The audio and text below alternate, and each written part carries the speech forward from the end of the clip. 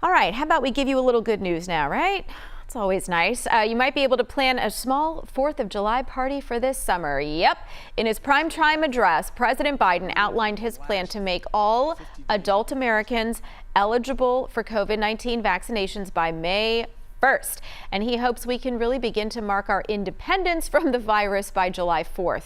He's also deploying thousands more troops to support vaccination efforts and will allow medical students, veterinarians, and dentists to administer shots as well. And keep an eye on your bank account this weekend. Biden's address came after he signed into law one of the largest economic rescue packages in our nation's history. The American Rescue Plan will give most of us $1,400 checks, which could start hitting as soon as this weekend. Unemployment benefits are also extended through early September at $300 per week.